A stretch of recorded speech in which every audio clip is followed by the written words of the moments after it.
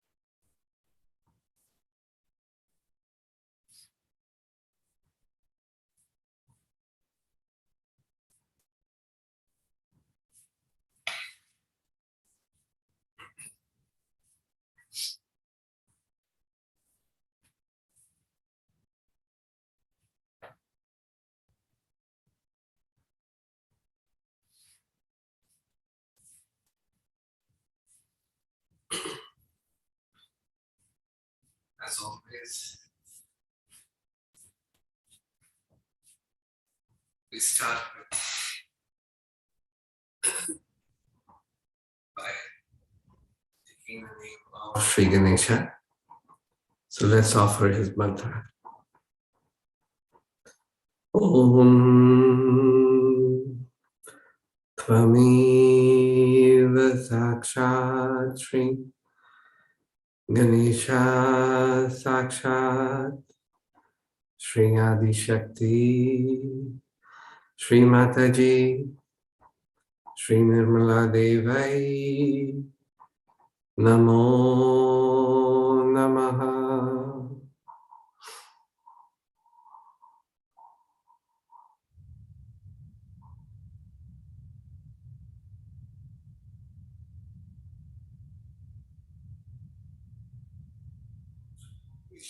We'll offer his name 3 more times. Om Tvameva Sakshat Sri Ganesha Sakshat Sri Adi Shakti Sri Mataji Sri Nirmala Devai Namo Namaha. Om Tvameva Sakshat Sri Ganesha Sakshat Sri Adi Shakti Sri Mataji Sri Nirmala Devai Namo Namaha. Om Tvameva Sakshat Sri Ganesha Sakshat Sri Adi Shakti Sri Mataji Sri Nirmala Devai Namo Namaha.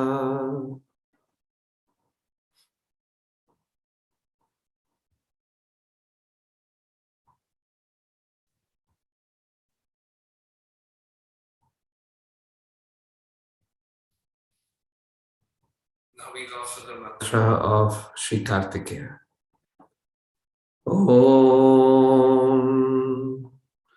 Tvameva Sakshat Shri Kartikeya Sakshat Shri Adi Shakti Shri Mataji Shri Nirmala Devai Namo Namaha.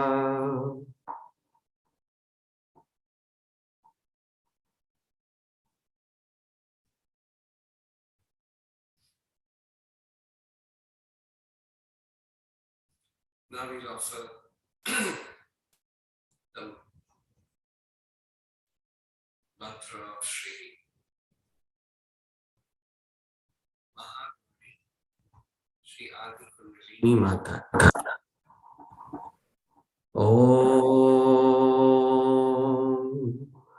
Tvameva Sakshat Shri Mahagauri Adi Kundalini Mata Sakshat Shri Adi Shakti Shri Mataji Shri Nirmala Devai Namo Namaha.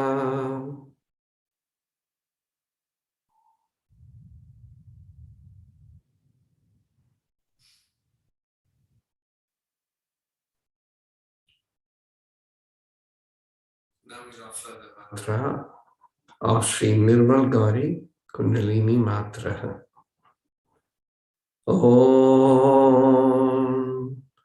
Tvameva Sakshat Shri Nirmal Gauri Kundalini Matra Sakshat Shri Adi Shakti Shri Mataji Shri Nirmala Devai Namo Namaha.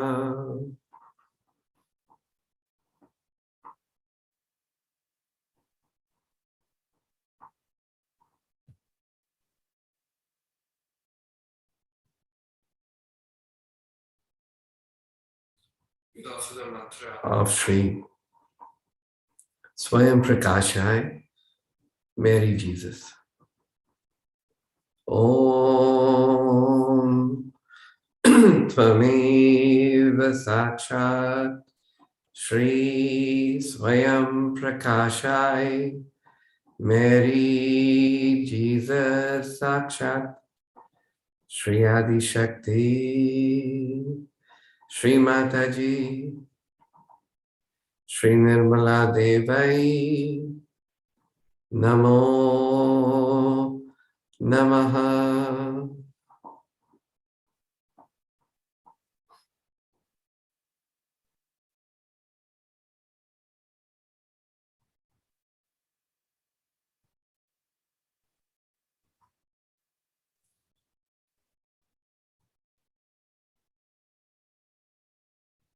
The left hand towards Srimati, the right hand on Mother Earth or towards Mother Earth. Let's all humbly bow down to her within ourselves.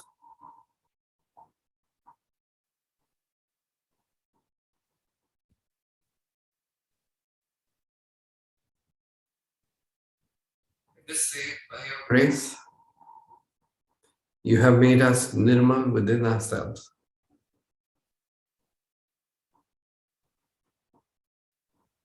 Kindly make us worthy of you.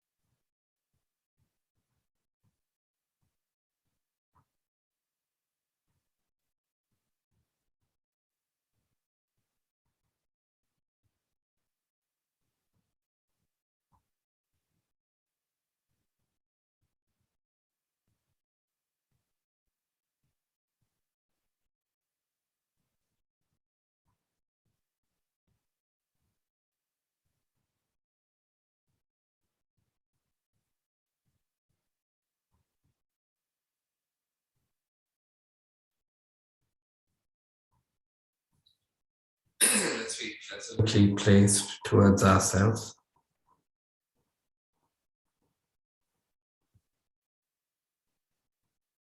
Full humility, surrendered to Shrimadji within ourselves.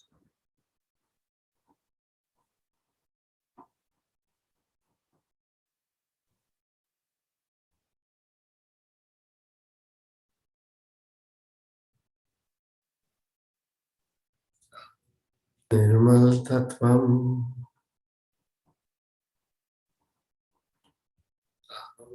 Nirmal Tattvam.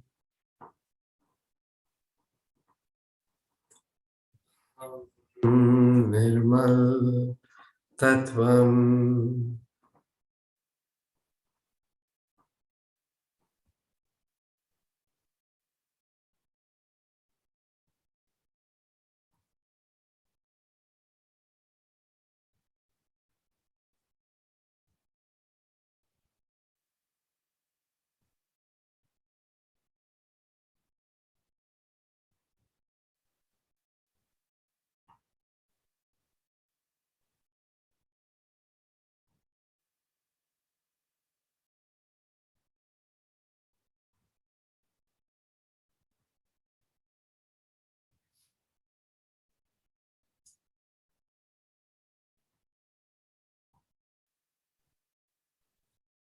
Just watching ourselves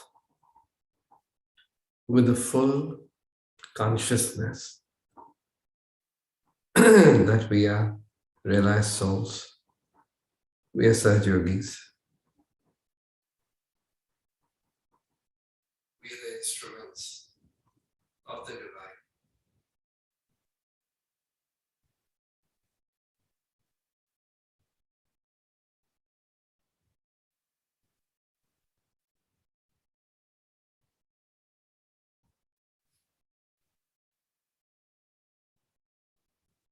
And our strength is our purity and our chastity.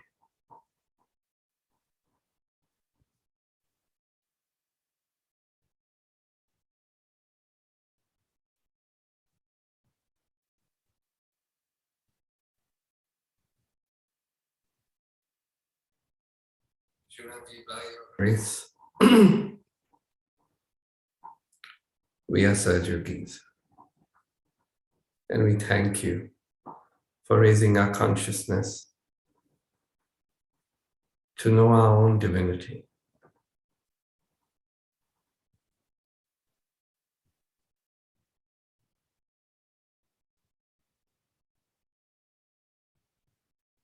We surrender to you.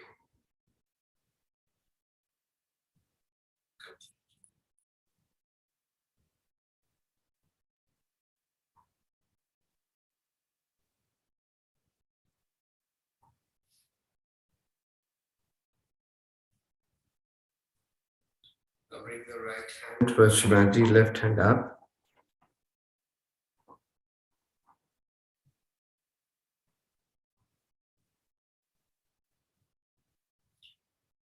With full humility, verily Shrimadji,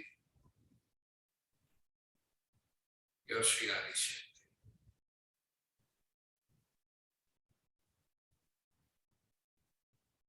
You're the one who's created everything, and only you're the doer.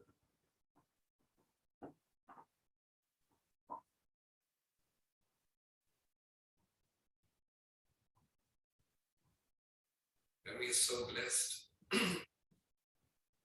be your instruments.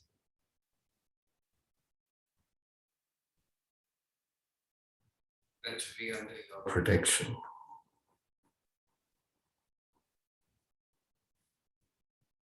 Kindly make us worthy instruments.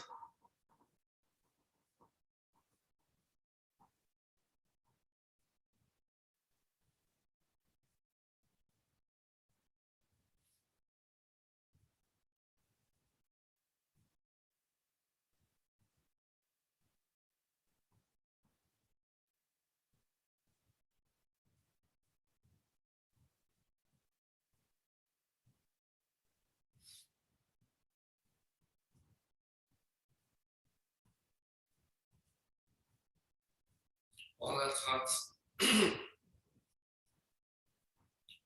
we surrender.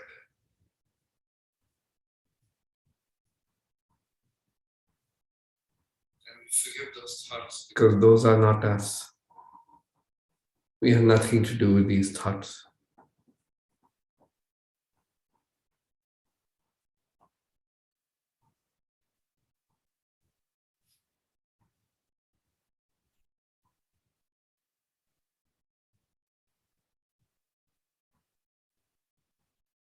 Kindly forgive us for any mistakes that we may have done.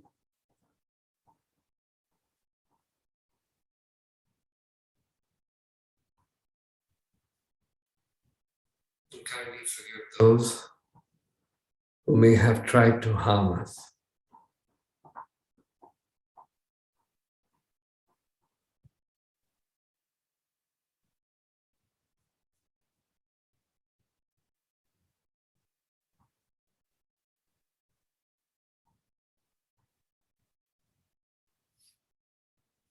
Down our left hand.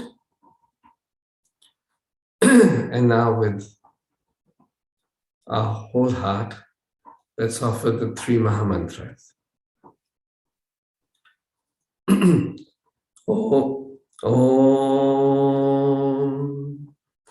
Tvameva Sakshat Shri Mahalakshmi Saraswati Shri Mahakali Trigunatmika Kundalini Sakshat Shri Adi Shakti Shri Mataji Shri Nirmala Devai Namo Namaha. Om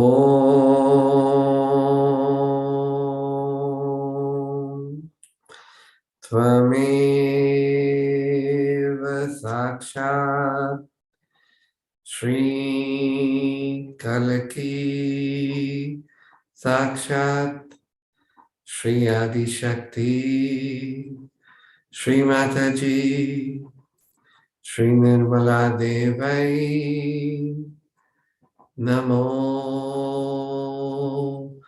Namaha. Om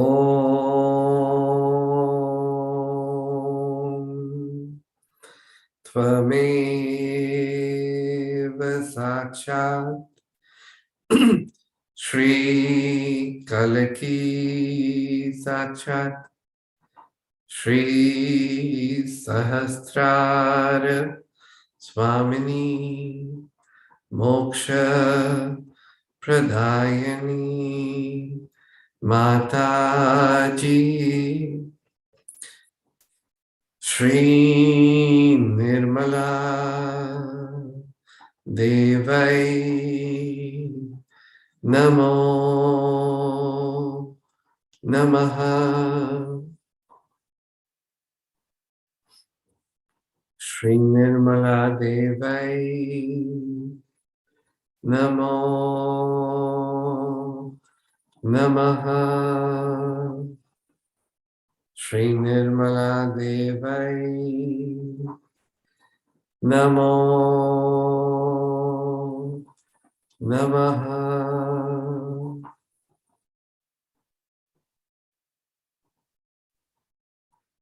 Bolo Shri Adi Shakti Mataji Shri Nirmala Devi Ki Jai. Jai Shri Mataji.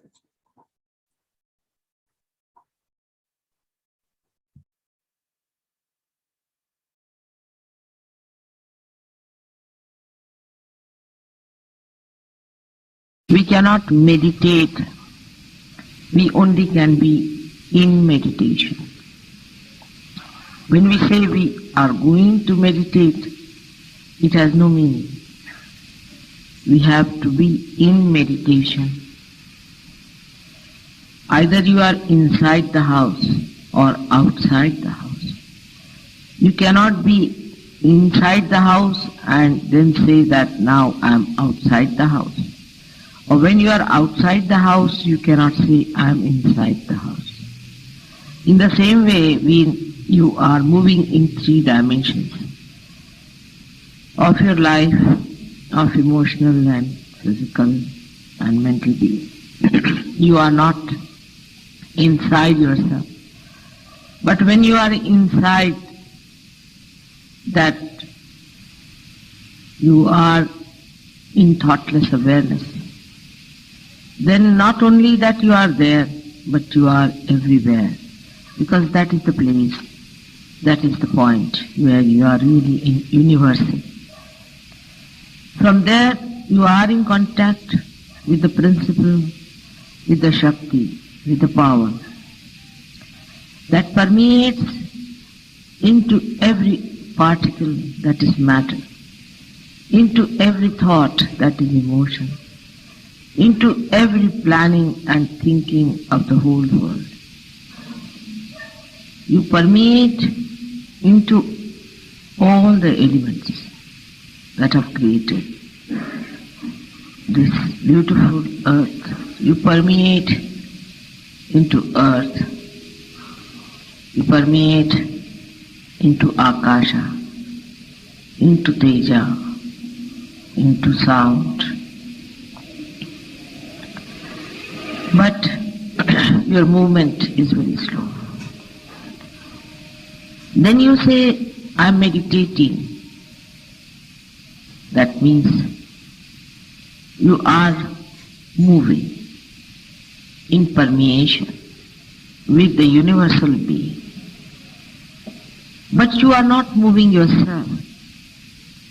You are just unloading yourself to be free from the weight of things that do not allow you to move. When you are in meditation, you must allow yourself to be in thoughtless awareness. There the unconscious itself, the Achetana itself, will take charge of it. You will start moving with the force of Achetana. The unconscious is going to work it out. It is going to take you there where it wants you to go. You keep to thoughtless awareness all the time. Try to keep to thoughtless awareness as much as you can. When you are in thoughtless awareness, you must know that you are in the kingdom of God. And His people, His arrangements, His consciousness is going to look after you. Even when you are giving vibrations to other people, I have noticed that you are not in thoughtless awareness. If you give vibrations in thoughtless awareness, you will not catch it. Because all these entities that enter into you, all these material problems that come into you, come when you are in those 3 dimensions.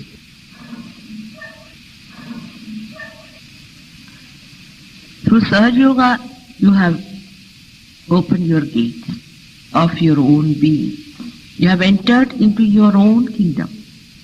But you do not keep there, you come out of it. And again you go back and settle down. Doesn't matter. You should not feel so disappointed about it, so frustrated. You know, people have worked for thousands of years and they could not separate themselves from themselves. Only you people, the Sahaja Yogis, whom are made after the pattern of Sri Ganesh himself, are so powerful that they can give awakening and realization to other people. Even if you are caught up, you have seen you have powers. Even if you feel that the vibrations are not coming, you know you have powers. You can give realizations to others. In your presence, people get realization. But you have to be that power completely. Supposing there's something wrong with your car, but as long as it is moving, it's all right. You have to repair it. We have to repair all the time all our wounds, which we have caused ourselves by our foolishness, by our lust, by our greed, by so many false identifications we carry with ourselves. We must have a complete attention towards our weaknesses and not towards our achievements. If we know what are our weaknesses, it's better that we can really swim across better. Supposing on a ship there is a hole and the water is coming in through that hole. The attention of all the crew, of all the staff and the captain itself will be on that hole from where the water is coming in and nowhere else. In the same way, you must be on the watch out. There are so many pitfalls for a Sahaja Yogi, I have seen it.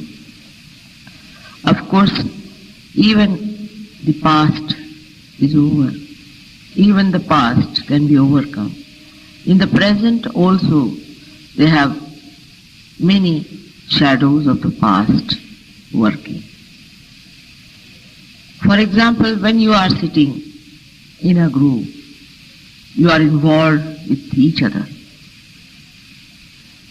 Those who are involved with each other by any relationship whatsoever must know that this kind of involvement is not going to help them to attain their individual ascent. Everybody is ascending individually, though you are collectively contacted with each other and in communication. But the ascendance is individual, absolutely individual. So whether he is your son, brother, sister, wife, friend, you must remember that you are not responsible for their ascendance. You cannot help them for their ascendance. Only Mother's grace and their own desire, their own effort to give up all that is three-dimensional will help them.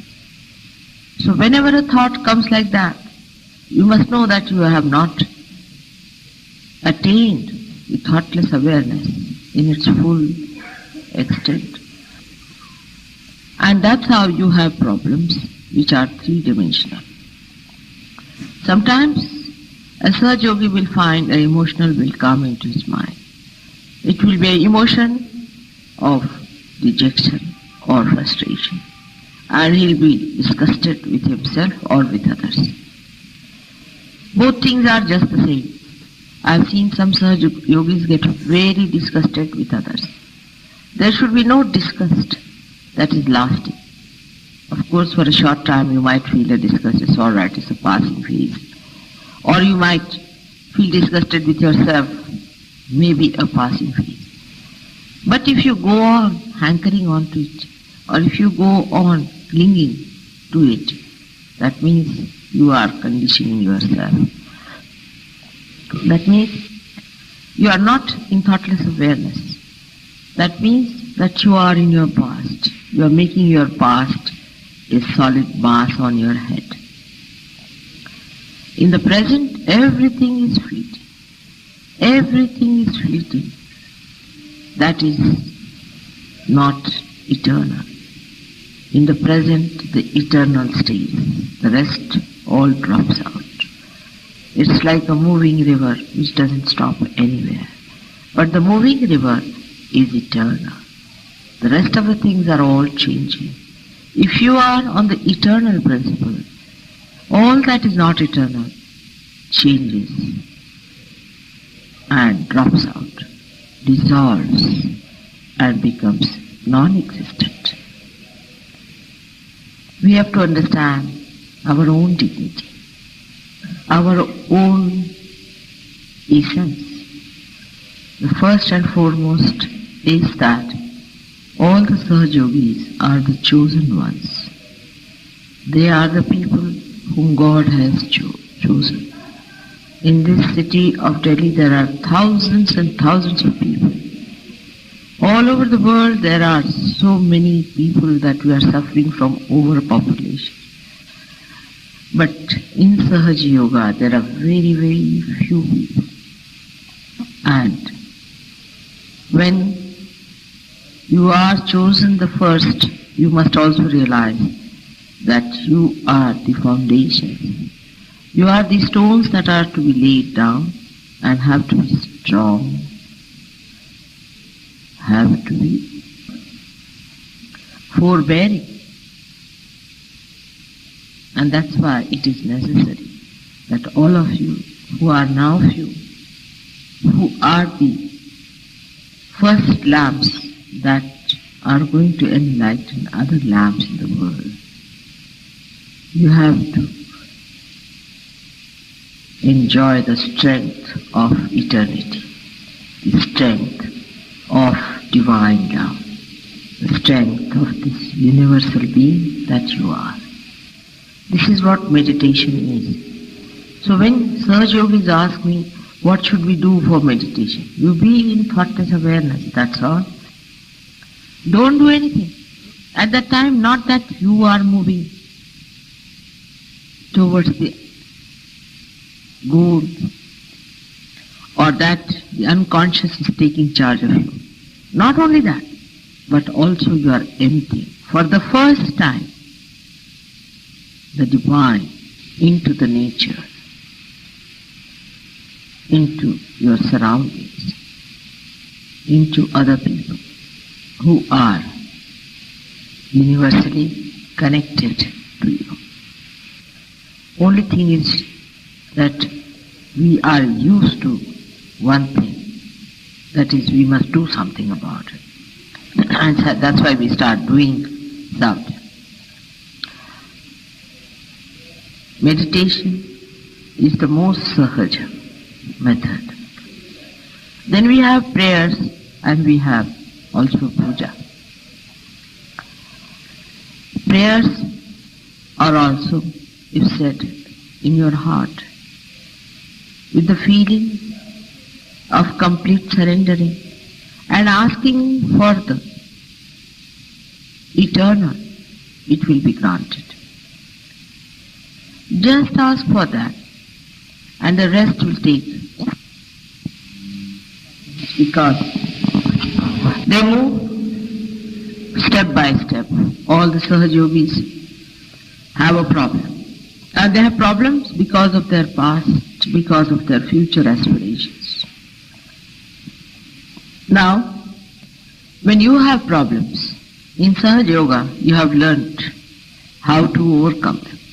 There are so many methods other than meditation. You know them very well, that you must know what is the chakra, where the Kundalini is. Now, if the Kundalini has been stopped by a certain chakra, which is not working, you shouldn't get frustrated about it. Supposing your instrument or your car has stopped on the way. What's the use of getting frustrated with it? You have to learn the mechanism. You have to be a good technician and then you can manage it very well. So, all the techniques of Sahaja Yoga must be learned and mastered. This you can only do by giving it to others and learning from correcting them and correcting yourself. There is nothing to be frustrated. That's the worst thing. If you get frustrated and unhappy with yourself, then there is going to be a problem. You have to laugh at yourself and laugh at your mechanism that is out of gear. When you start identifying yourself even with the instrument, then you are not there. You are not the chakra. You are not the different channels. You are the awareness. You are the power. You are the Kundalini. So you don't have to worry. about all these things being not in their proper condition. If they are not, you can solve it. Just now the lights went off. If the lights have went off because of the electricity failure, it's a serious thing. But if the lights have gone out because there is a fuse bulb, you can replace it. You can do all that. So there is no need to worry if your chakras are spoiled. Worrying itself and frustrating yourself itself is a wrong attitude towards Sahaja. Sahaja, in other terminology also means is a simple thing. Sahaja means to be. Sahaja means, and I can say how Tulsidas says, Jaise rakhahu taise hi rahu. You keep me as you like. That kind of an attitude takes your attention inside, because outside is let alone to good dogs.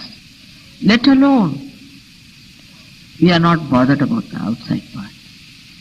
As you keep me, I will be in that manner. And you will be surprised everything clicks out very well. Even sometimes you might feel, I should reach a certain place. I must have this bhajan done. I must get these things done. And it's not done sometimes. Sometimes by mistake, something as you want is not done. You must accept it as the will of God. That is what He desires. It's all right. That is the desire of God. And now you are one with His desire. You are here to communicate the desire of God to the whole world. And at this stage, if you start having your own desires and ideas about yourself, then when will you become the desire of God?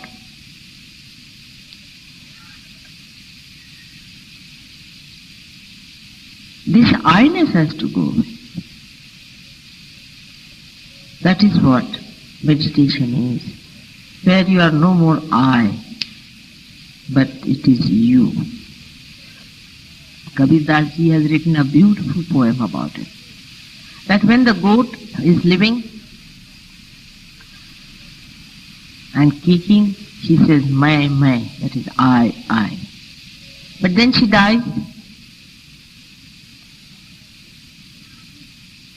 and her intestines are drawn out into wires, and some saint fixes them on the tutari, that instrument that they have, ek tari as they call it, and he goes on pulling it with his fingers.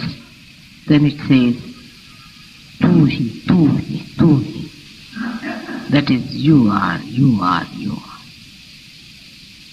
That is how we have to die, and we have to be resurrected. You have been already, but Sahaja Yoga, as I have told you, is a kheer, or what you call the sweet dish, cooked in a raw pot. Kache ghade ki kheer hai. So the soil of the raw pot also is mixed up. But your attention can be with the kheer, with the milk, and can drop out all that is the mud of the raw pot. That discrimination is spontaneous. It is there. You have got it. Self-actualization. You can feel yourself. You know you are not that. You have started talking about your chakras in the same manner. But the only thing, the only problem or the only defect that is with the Sahaja Yogi is that still, though he is there, his attention is involved with outside. That's the only defect. If the attention is removed, how to remove? That's the point. That is the first thing. Once you say how to remove, means you have created the three-dimensional involvement. You are not to remove, it is there.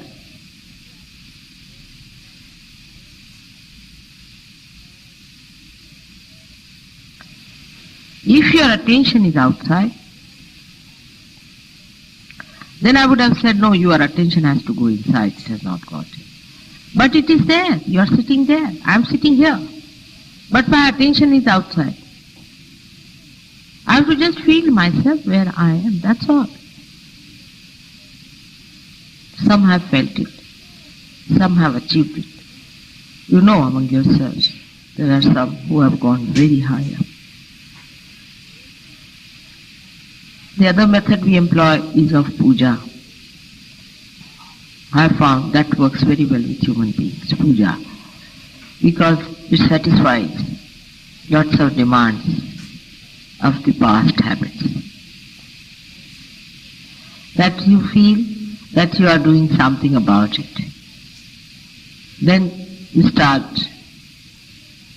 giving whatever you think God has given you, the blessings. And the Rishi and Muni have found out, they are very clever people. They have found out how to please the deities, how to please the mother. So they have told you, as they have told you even in this lifetime of mine, how to please her. They say she is Stuti Priya, that means she likes praises. It's not that. But when you praise someone from the heart, that means you are accepting it. And that is the time the chakras start creating a force by which you are thrown, you are triggered into that realm of God.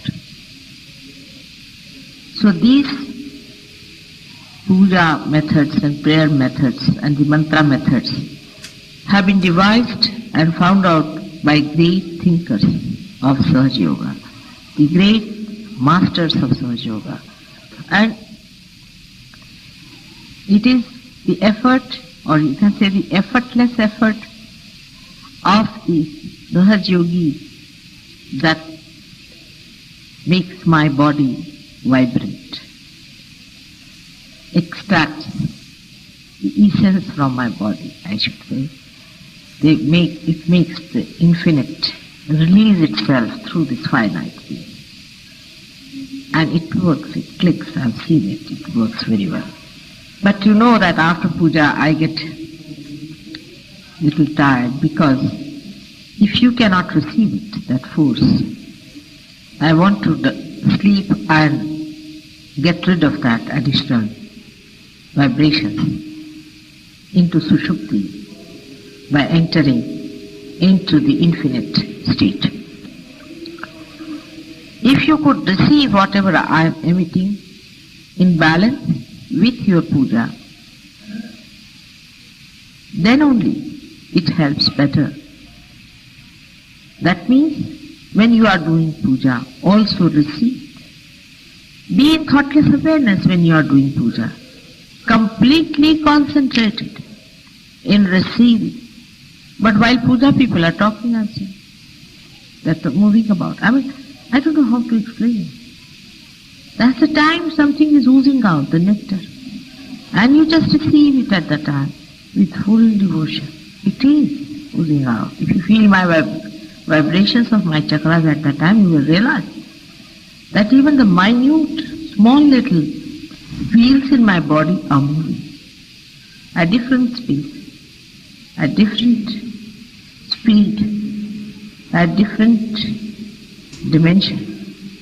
And I really don't know how to explain, but you see, it creates a melody. You have to receive it. And it is a melody individually, suitable for every individual. And when you receive it, it triggers in you that state of infinity. So at the time of puja, you must know that all your attention should be in reception. Today is a very great day. with the new year. Within 2 years from today, Satya Yuga is going to start. It's a great day for many things, that 9 days are celebrated after this for the advent of Mother. It is the date, or I should say the calendar was started by my forefathers, and they perceived that this is the day when the Mother started creating. And this is the day she created Ganesha to begin with. In the Utpatti stage, she started her work this day. And that's why they put this date as the first date, because the time started from this date, long time back. And that's why this date is very important. And if you cross this date, then you are beyond time. You have to step onto this state and go beyond. You have to step on your dharma, onto your religion, and go beyond dharma atit.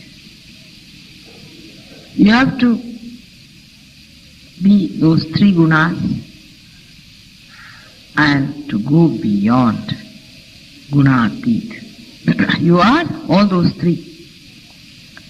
But the steps on which you are standing have to be all right.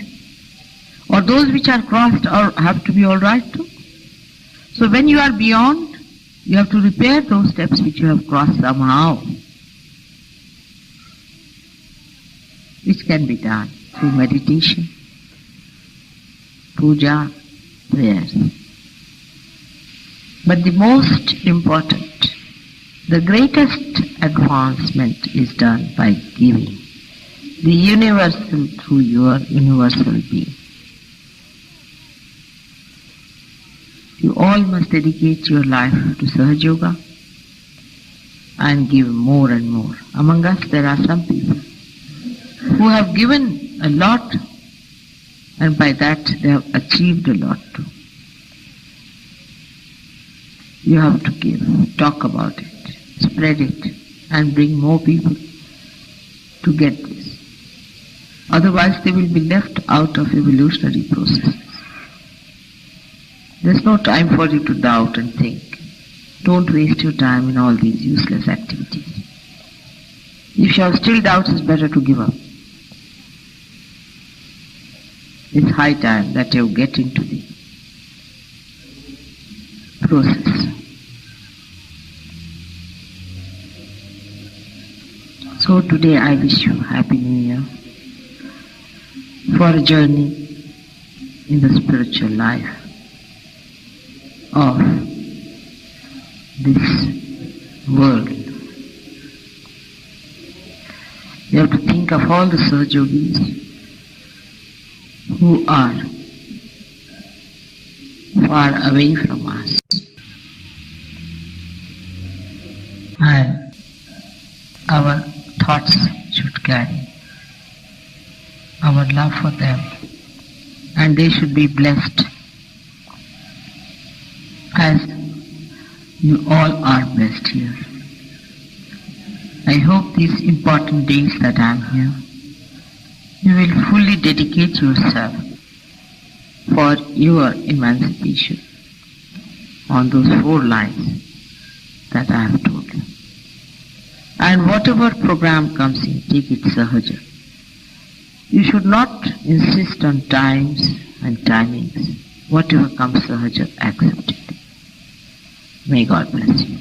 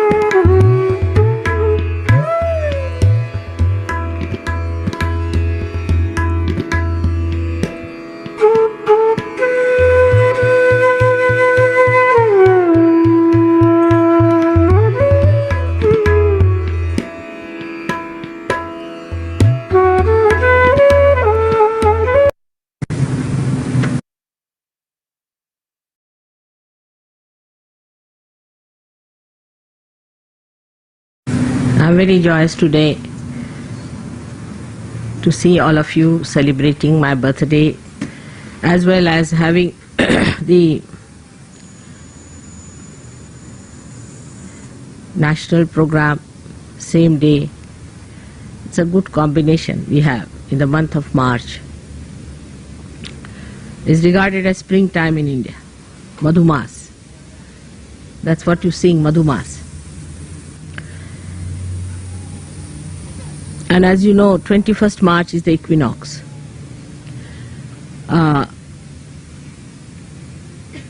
So it sort of is a balance.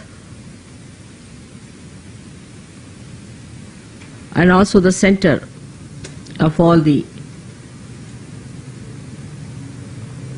signs you have in the horoscope. So many centers I had to achieve. And also I was born on the Tropic of Cancer, as you are on the Tropic of Capricorn. And Ayers Rock is on Tropic of Capricorn, just in the center.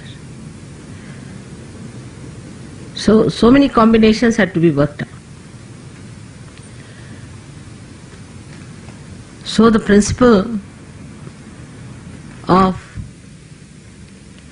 ascent is to be in the center, to be in the balance, to be in the maryadas of the center, to be in the boundaries of the center is the principle. So what happens when we do not keep to the boundaries, to the maryadas? Then we get caught up. If we keep to maryadas, we can never be caught up. Many people say, why have the maryadas? Say, we have the maryada, the boundaries of this beautiful ashram here. And somebody is attacking you from all the sides, on all the sides of the void. So if you go out of the void, you get caught up. That's why you have to keep to the boundaries. And to keep to the boundaries is difficult when you have two problems. One is the ego, another is the superego. Now, as in the West, superego is not such a problem. Ego is the problem, and it has very, very subtle implications now. I can see the complicated style of egos we have. One is a gross, like Khomeini style, which is dry, it's obvious, evident, everybody can condemn. That one is the one, either one corrects or gets completely destroyed. But ego, if it is of a stupid person,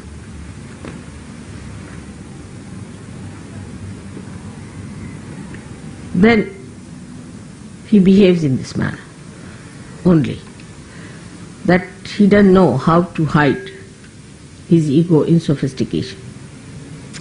But the Western ego is extremely sophisticated. The language, everything is very sophisticated. Like in English language, we'll say, I'm afraid I have to slap you.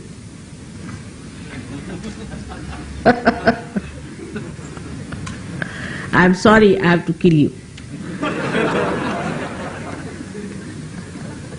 It's such a devious thing, you see. Once you said, I'm sorry, that means you have put a chocolate on top of that, isn't it? It's such a camouflage. Must understand. See, we must face as we are. We cannot be facing something else.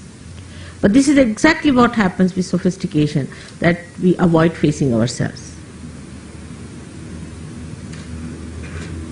Today, though the day is of celebration, so in all humor we should understand what this stupid thing called ego is.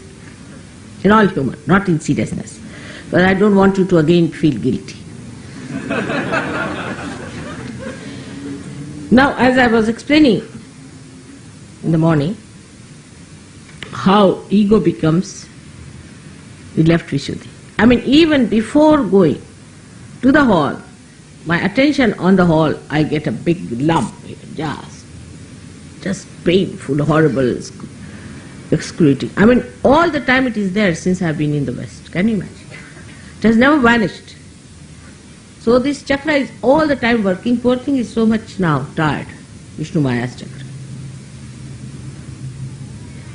So what happens really, we should see the physical side of it. It's very important to understand. You see, from childhood, if you are taught in a society like this, where you are an extrovert, you have to achieve something, some success or this and that, then the idea of strength is given to you. That it is weakness to tolerate something. Imagine, in Christian nations, that's the best part of it. I am sorry, I will kill you sort of thing. In Christian nation, you see, they have this theory that it is weakness, that if you tolerate anything, it is a weakness if you get dominated by someone. You can never be successful if you do like that. So unless and until you are possessed, you can never be obedient. This is what it is. Somebody has to possess you, absolutely possess you, like Hitler. Then you can be obedient. Otherwise everybody has a big ego, as I had told you the story of the garbage cleaner. So everybody has a very, very big ego. Everybody wants to have their own way. And from childhood, you spoil your children too much. You spoil them, completely spoil them. All the time you'll hug them, you'll hold them, you'll do too much. Children get spoiled. Think knowing of themselves. And then on top of that, if you tell them that you should not tolerate anything, they become disobedient. So you do not know how to obey others in any way. Ego does not know how to obey because that is weakness. Obedience is weakness. So now, this poor thing, ego, has a limited thing. That is, this ego has a balloon which is limited. But it bursts when you get your paralysis and all those things. It does burst. But it is flexible also. So when the ego starts getting too much on top of the superego, then the superego can go up to a point. It is also there.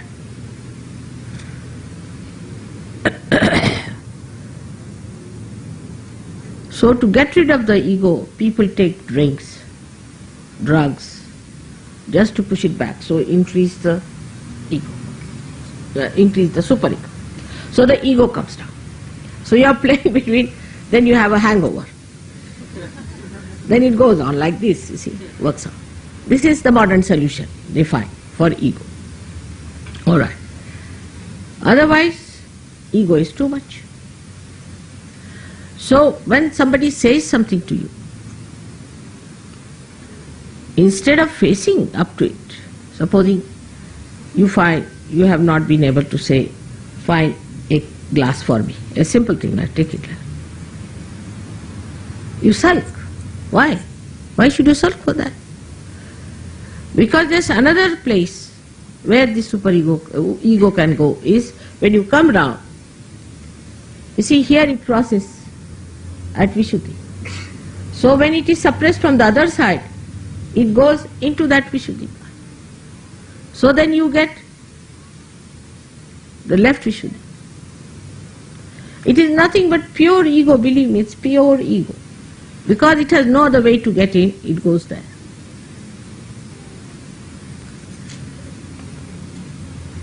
And that's how you sulk and think. Think, so you get more ego, you fill up your left side and you sulk. You never face. Now, the practical way, the central path is established by being in reality. Now, as a matter of habit, you must develop. Supposing something has gone wrong, tell yourself, yes, it has gone wrong because I have done the mistake. All right, why did I do the mistake? Because of this, so next time no.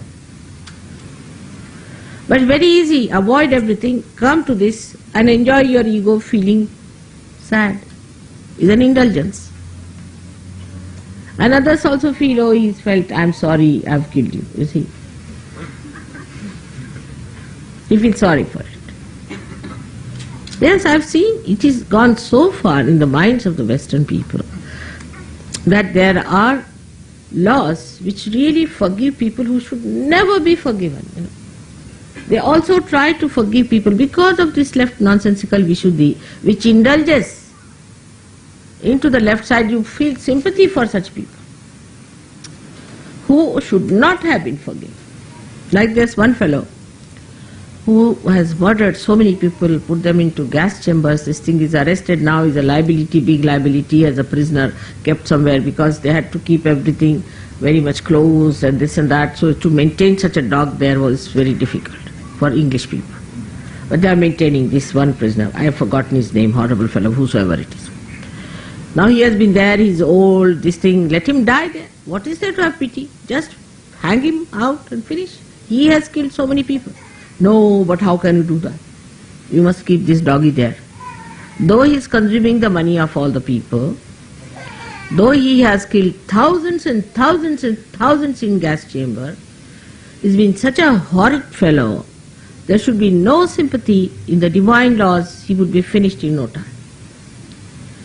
He's dissipating every day, but even now I read articles in sympathy with him. Now what is he going to do wrong? Why not leave him alone?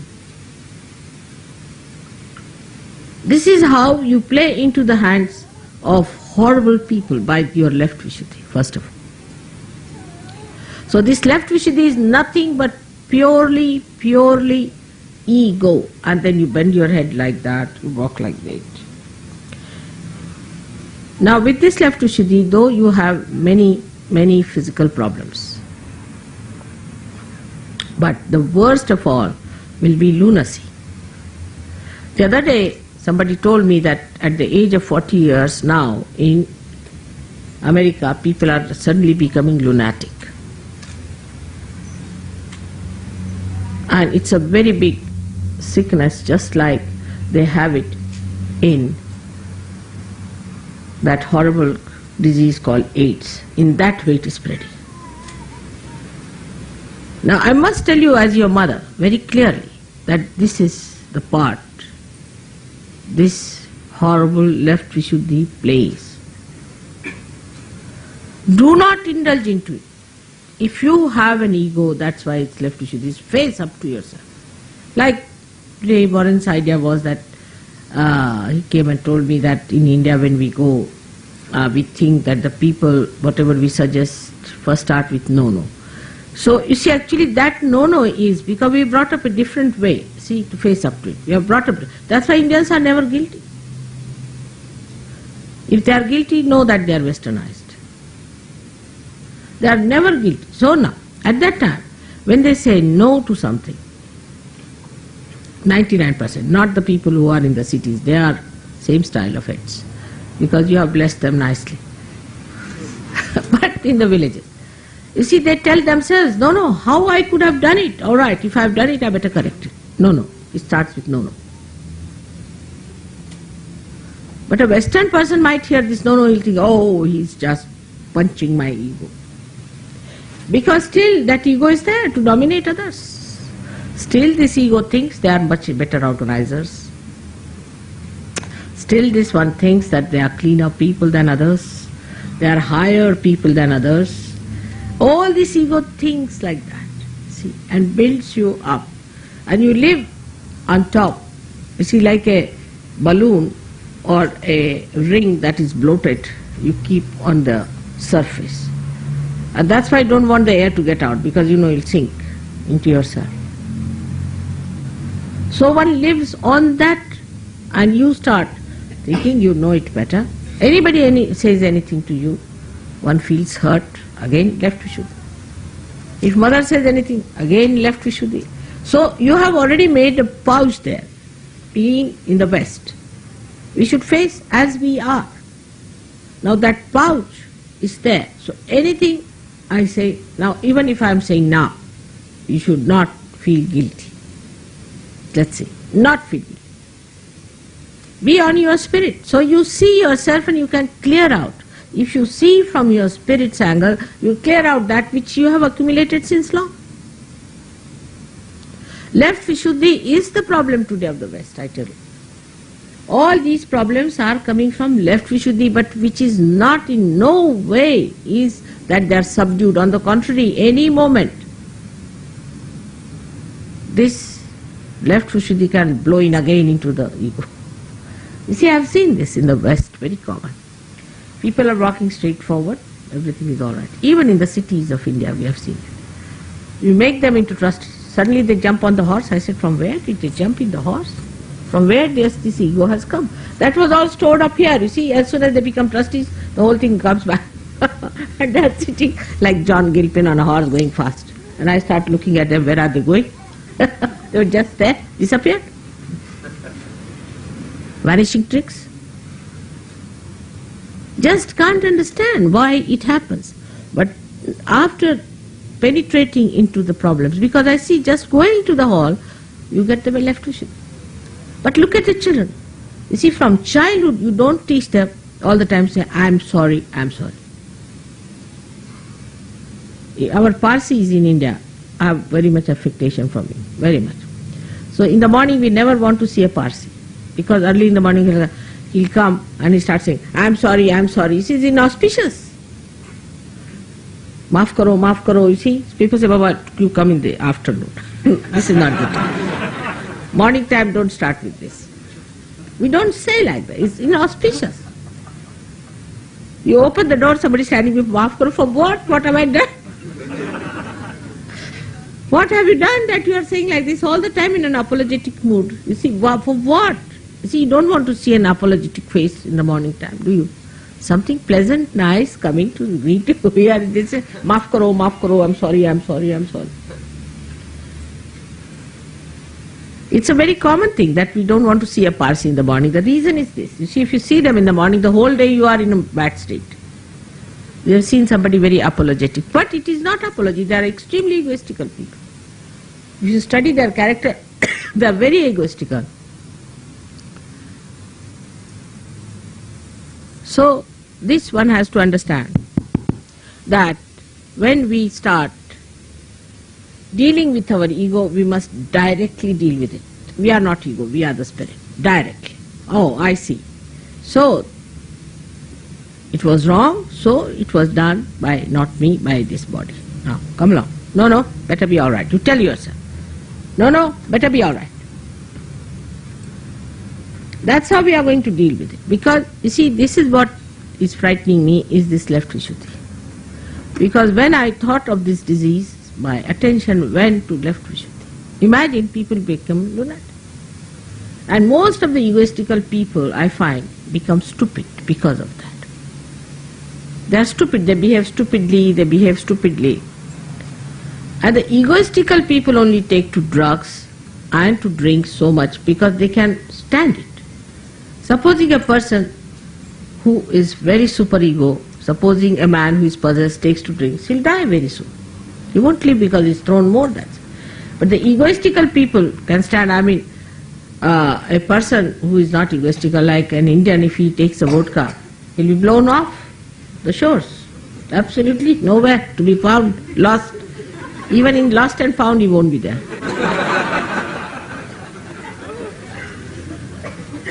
But it's that ego of yours that has resistance for going for the superego, and that's how you manage it. You see, that's why people can't drink. It has nothing to do with the cold weather or anything. It's more your ego. Now, when you call also left-sided, sometimes you make a big mistake. You are not. You live with that myth because that's how you can excuse your ego. Because basically Western people are egoistical, we must accept this fact. We are not Western people. We belong to the realm of God. So don't feel guilty. You are no more Western. To me, you are neither Indians, nor English, nor Australians. You are my children.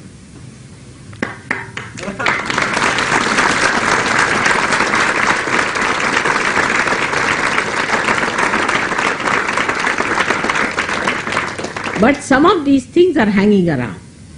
So you be careful. What I am telling you, this will happen to all of you in a little way, but not much. So be careful. It is outside the maryadas, where you little bit get out, you find this. So those who think also who are left-sided are only possessed people. Because they are possessed, that's why they become left-sided, otherwise they are not. By temperament they are not. Because there is no tradition, there is no conditioning accepted, nothing, there has been no conditioning on them of any kind. So there are hardly to be found any tamasikas in the West. Hardly to be found. So what do we have? The people who are egoistical but get possessed. So these possessions take charge of your ego and they work through your ego. So they are much more dangerous than the ordinary tamasikas. Is an ordinary tamasika who even gets possessed, he dies very soon. Otherwise, he troubles himself. He gets body pains. He gets all those troubles himself. But when a person who is egoistical is also possessed, then he becomes a troublesome person. In India, if people drink, you will be surprised, they become very nice people, extremely mild, very quiet, very good. I mean, some women told me we want them to drink because they are better. But not here, they become violent. Why? Because there is already the base for the ego, and these fellows who jump in from the left side or right side, whatever it is, take over the ego. And they work through the ego then. So such people become cruel, assertive. I mean, all Germans were dealt like that.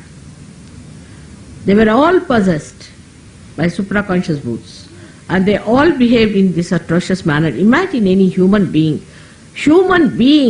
killing millions of people with the gas chamber. Can you think of it? I mean, you can't even say a little chicken being cut in your presence. How can you see so many people just there being gassed before you, trying to get out of the gas chambers, and they were all transparent so you could see them.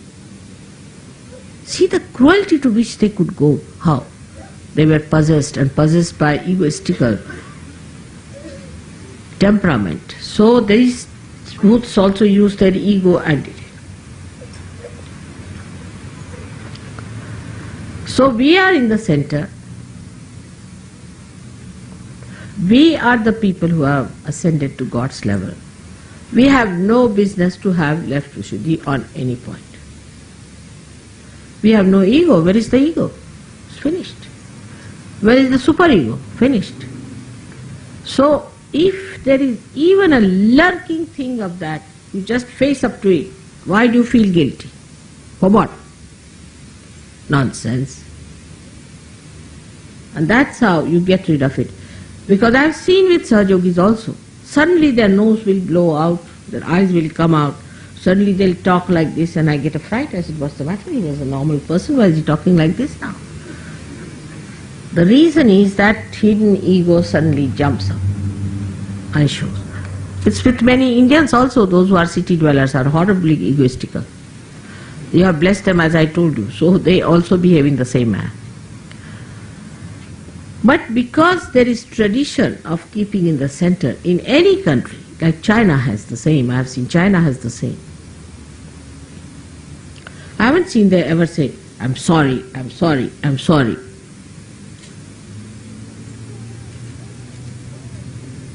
And they don't even discuss. Say Russians have been so bad to them. It's all right. We tell them, we ask them, why did you cut off from the Russians? Forget it.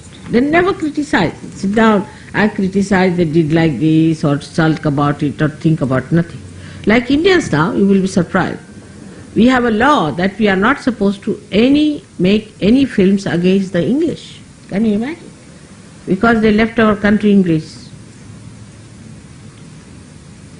Even Shivaji's pictures are not allowed because maybe it will show that the Muslims are bad. To that extent we go. Because forget it. When you start thinking about that person, your ego gets hit. It is an ego which is hurt. Now you can blow this balloon by two methods. Perhaps you know that. By blowing into it or removing all the air from outside. Or even by heating. So the hurt ego is where the outside is getting vacated and the balloon is increasing. And the other ego, pumped up ego, is that when the balloon is filled with that air. Both things are just the same. I mean, the result is the same, whether you do it this way or that way. So once you understand the physical manifestation of this, not only that you develop all these diseases, but also develop a thing called lunacy at a very, very young age, because you don't know how to cope with yourself. So the best way is to, if you have done something, forgive yourself at that point. I forgive myself at this point. All right. And that this was done because of this. All right. So I could not have done this. Never. I am not going to do it again. Just say like that. Just absolutely neutralize. Unless and until you neutralize it, you again store it up there. That's the point. Secondly, I have to tell you that the women in the West have changed their styles, which is very, very dangerous for their society. Because they have also taken to the egoistical ways of men. So if men have gone, say, 10 feet, they have run after them again about, say, 8 feet and pulled back men even to go further than them. Now this is completely crossing your egos, because women do not have such possibility of egos normally. So competing men in ego, what you did, you have lost your complete maryadas of a woman. There's no maryada of a woman. Man has a maryada of a man. If a man starts behaving like a woman, he is not a man. In the same way, the women, if they start behaving like men, then they are no more women. They have lost their maryadas, they are out, so they get possessed. And that's why women, when they are egoistical, they become horrid. Their faces become horrid, they look horrid, their whole behavior is horrid. They can become dry like bean sticks, you see, and could be so hard as to hit you like an iron rod. But they say the lady with the iron rod in her hand. All this happens because we have a maryada. We are the style as we are. If it's a rose, it's a rose. Be happy that you are a flower of rose. Now the rose wants to become the thorn.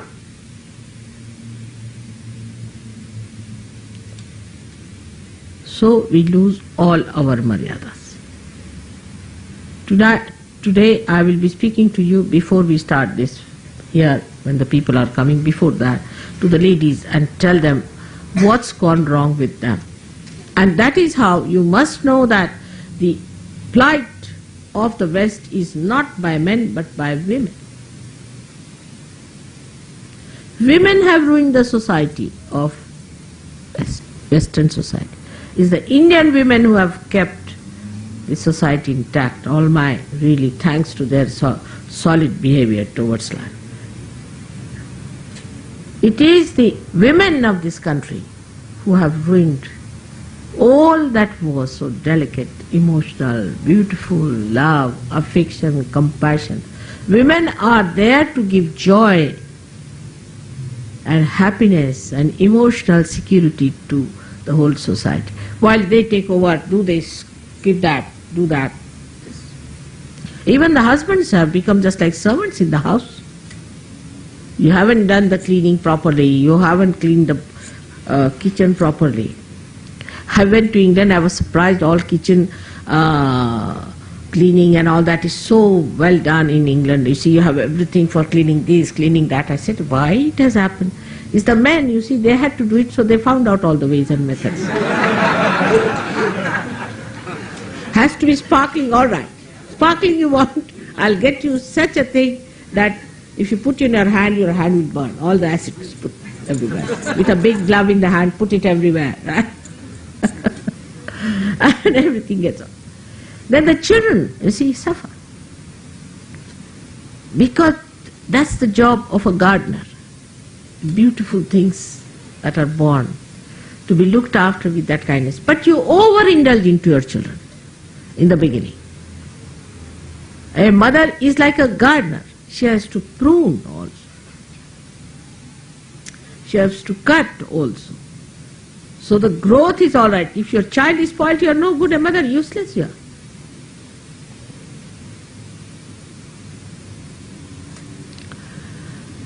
But you groom your husband, not your children.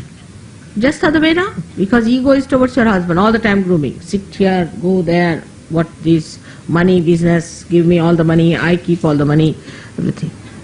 Now one may say that the law is such. If the law is stupid, the Sahajoginis should not take to such a law. That law has ruined you all, I tell you. Because this is such an important part of life. It is such an important area of life that it should not have suffered. Where affection, love, kindness, all that is required is missing, then you become people without any meaning. Life is endless. You don't know what to do. That's why the children commit suicide. And then the love should be such that it should be pruned. For that you must have wisdom, which also one does not develop, because if you run after your Muladhara Chakra, how can you have wisdom? Here men have befooled you completely.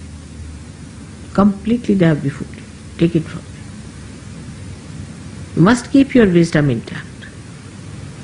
And not only that they have befooled you, but they themselves have stooped down to befool you. So they have their devious methods, they are not straightforward. So, as Sahajogis, we are above all these things. We have reached a state where we are above. We are here for correcting all those things that have gone wrong in the society, because Sahajoga faces towards the society, not towards yourself only. So at this stage we have to understand what we have to do is, first of all, our own understanding should be such. Even now, with all this movement of Sahajoga understanding, women don't realize that they have to be like women. I have seen them. They still, what's wrong? Still go on. And men don't understand that they have to be like men, even after so many. And if they become really like men, women will appreciate them. And if you become really like women, men will appreciate you. You see, it's the opposites that attracts each other. That should be normal. But we live in abnormal way that the men are women and women are men. What do you do now? So it is very important for men to understand now, because I am going to talk to women later on, that they should become like men. They must fix up things. They must take decisions. They must be the one who must rule. But that's outward. Actually it's the source, is the woman. The woman is the potential and man is the kinetic. For example, there is a fan moving. Movement of the fan is the kinetic force, we can say.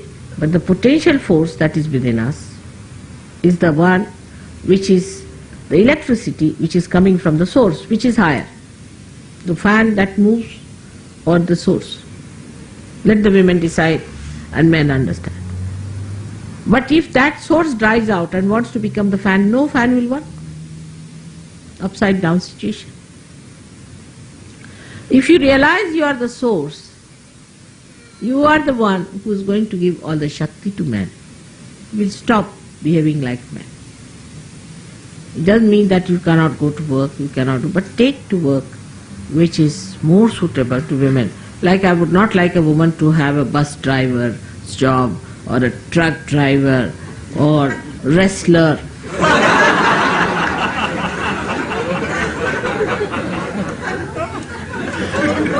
No, I'm not telling, I'm telling from experience. Once I was traveling, I was a student at that time in Lahore, you see, and I was traveling by train. And at some station, you see, the train stopped in the night. And a lady came. And she said, open the door for me. So I said, it's so crowded, all right, I'll try. And she said, if you don't open, I can break it. I said, how can you? She said, you don't know who I am? I said, who? She said, I'm Hamida Bano. I said, who's Hamida Bano? The wrestler lady. Oh, Baba. I said, thank God. I love her. I said, if you are a wrestler lady, why are you coming in the ladies' department? Why don't you go to the men's? And she pushed the door so violently, she came up, I looked at her, I said, wow, what a person.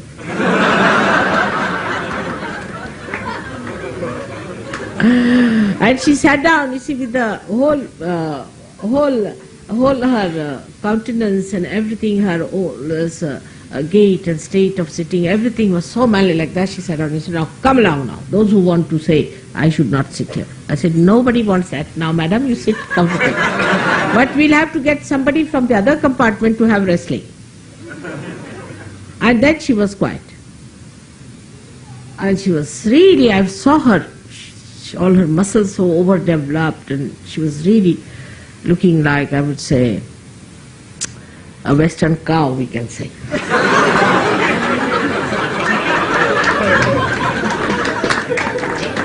Like the cows here look like buffaloes, not like cows.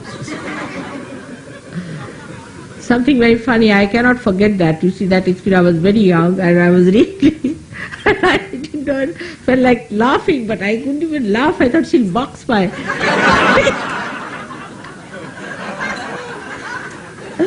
So this is what it is, that we are ending up there, must know that. How far are we going? Are we going to become wrestlers?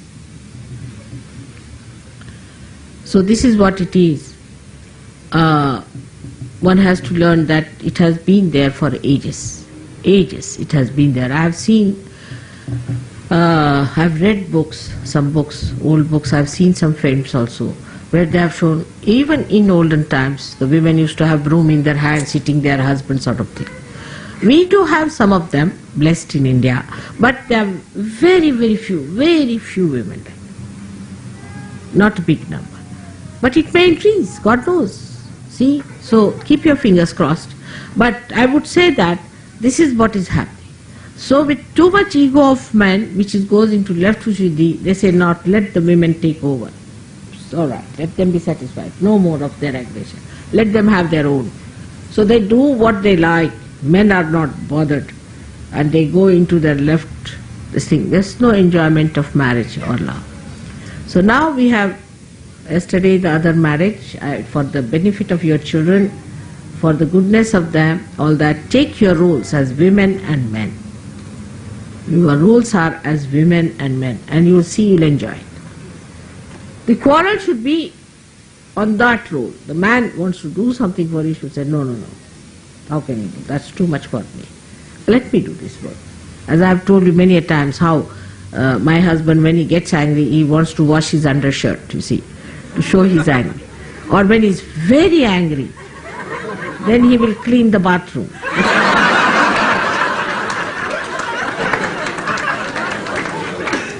But he does it so badly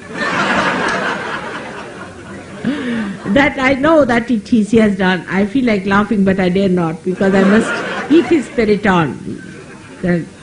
And then he starts talking in a very, you see, respectable way to everyone. Thou, he calls everyone thou, you see, thou. He says, thou are like that, thou are like that. So I know now he's really angry for something. But he won't say what is he angry with. See, then we have to find out what is he angry with, and if so, don't feel guilty, correct. And then he finds, you see, there are so many ways of neutralizing the anger. The first thing that happens with ego is the anger. as yesterday you got married, you must know how to neutralize this, because still ego is there. Now to find out how to neutralize the anger of another person is a very beautiful thing, which I have never seen your writers handling, but in India we have many writers who have handled this situation. Now you must find out what are the weak points of your husband, first of all, and of your wife. On what points she get upset. Now the attitude should be, we should not upset her, we should not make her angry, and the another attitude of the wife the same way, much more for the husband. So now what are the soft points on which he really gets upset? Just study, it's very simple.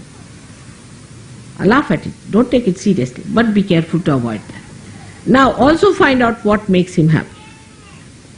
Like if I am reading, sometimes I never get angry, as you know that, I never get angry. But if I am showing off my anger, just let it be, it's all right, sit down. You understand, Sergio? All right.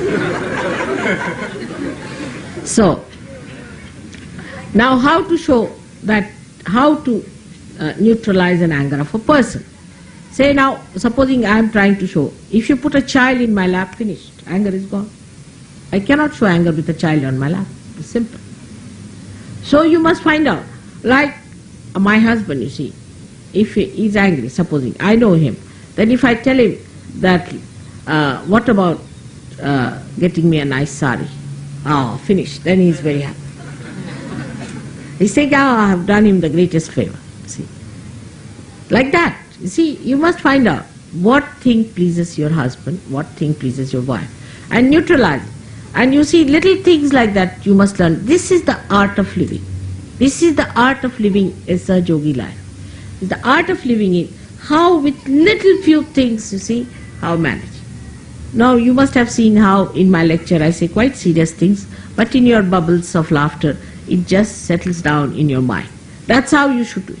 Because humor is one of the greatest things that puts the thing through, makes the person understand, and it doesn't harm anyone. That's how things improve. And when you see that you are settled down in peace, that's the first thing a husband-wife must do, is to settle down in peace. Children feel all right. Everyone feels all right. And then gradually let it correct. You have no responsibility of correcting each other. But if you have married somebody who is not a Sahajogini, who is horrid and all that, then the question is very different. But both are Sahajogis, married before me, should be the easiest thing to do. And protect each other. Look after each other. There should be complete confidence. And this is, we have in our country. Really, I must say, our marriage system has something special about it. What happened once I went to Singapore, you'll be surprised, in the early times, I was going to America. And there was one horrible diplomat's wife, she came drunk to the program. And she was asked to get out because she was drunk. So she informed our Prime Minister Indira Gandhi that this lady is doing this kind of work, she should not do this, she is a diplomat's wife and she is so highly placed and this and that. So Indira Gandhi, without understanding anything, told one fellow who was Haksar, who was her main person, that you go and tell Mr. Srivastav that this should not be done and she should be brought back. So the minister, you see, getting a message from Indira Gandhi means the death blow has come to the minister that time. So he sent for my husband.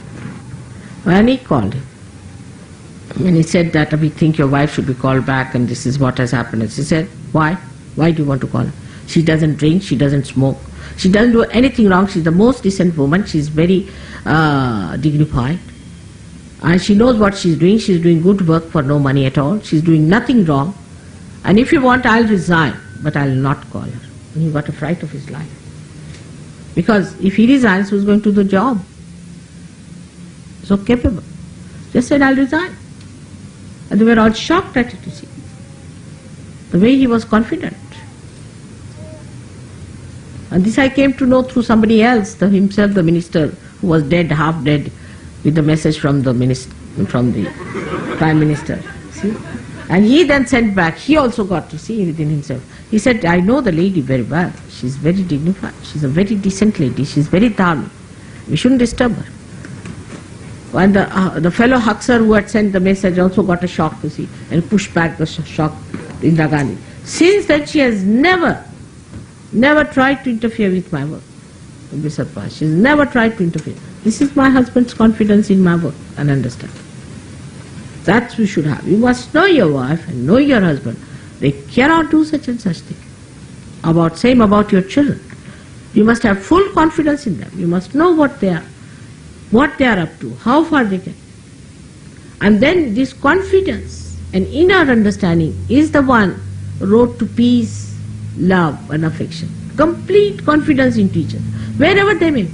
I can say with confidence, you send my daughters anywhere, they'll never take to a dharmic life, nor my son-in-laws, but my own daughters I can tell you. They can never think of a dharmic life, whatever you may try. It should be that confidence within you about your own children. Like they were small, very small, and the neighbors came and said that your daughters came and were using this, our garden for morning ablution. I said, what? I said, my children, even if they can go into your bathroom, you take them. I'll give you 2,000 rupees just now, right now. You just ask them to go to your bathroom. That's all. I know them too well. If somebody will say that your daughter has taken something, I know them too well. They can never touch anybody's things. I know them too well. They'll never take any obligation from anyone like that. I know them too well. So that's what you should know your children too well. Don't insult them in the presence of others. Build up their character and majesty by saying, come along, you are a Sahajogi. You are great. You be this, that. And put them on that path. Keep them there. Respect. But don't spoil them. Don't spoil them. We normally spoil, either we're overindulgent or you make them overindulgent. Both things are wrong. It's all again ego. Tell them how to share things. Tell them how to share. And like if they share, they give it to somebody else, you should be happy. It's given to others. Give this to others. Let others play. You see, you show your happiness on that. You yourself give to others. Then the children learn all these things. So marriage is a very big bondage for Sahaja Yoga. Through marriages we are all bound together. It's all a society of very happily married people. Now if somebody is not capable of having a good marriage, better forget about it. Forget. See, after all, I have seen women of 60 of my age asking for a marriage. Yes, there are women and men. And they are 60 years, mother, I am only 60, I would like to get married. I said, what? At 60 I have thousands of children. How can you say of such a thing? I mean, you should not be bride all your life. You should be a mother and a grandmother. I think after 45, nobody should think of marriage. It's nonsense. It's nonsense. After 45, all the even married women should know that they are mothers and they are going to be grandmothers. They are all the time brides. See, that's why. That's one of the reasons why marriages fail. Because you are not a bride after, say, 30 years of age or 35 years of age. You are a mother, absolute mother you are. And you are a father. And that's how you live as father and mother of the children. We are called like that in our country. Till the age of 30 years, we are called as the brides, like Dulhan. But once you are grown up, I am never called as my name by anyone. They say Kalpana's mother or Sadhana's mother. Or even my husband is called as Kalpana's father. He is never called by his name. Because you become a father and a mother, accept that position. But no, you want to be brides at that age, so you want to have all the bed like a bride has, all the bedroom thing, or like a bride has in the bedroom thing. And it doesn't work out. Because you are no more a bride. And then you think, oh, this man has become insipid, this woman has become insipid. Then you go to another woman, another man, goes on. Then you go to children and spoil the innocence of the people. But if you accept, grow properly, mature like Sahaja as father and mother, as dignified people, it's not the source of love only as husband's or wife's relationship. There are so many relationships which are greater source, but depends on at what point you are. When you are a small little river, right, all right. But now you have become the ocean, so become the ocean. When you become the sea, you become the sea. When you become the ocean, you become the ocean. A sea cannot remain like a small little beginning, can it? In the same way, everyone must know that they must grow out from this relationship and should not go on hankering all the time, that husband and wife. Like 45 years of age, they are still finding out their husbands. Are they mad? This should stop in our Sahaja Yoga now. All those who have gone beyond certain age should stop bothering me about marriages, should become mothers. There are so many children to be looked after. We are going to have nurseries, better be there. What is it? What is the companionship? The companionship is with children, with the grandchildren, with great-grandchildren.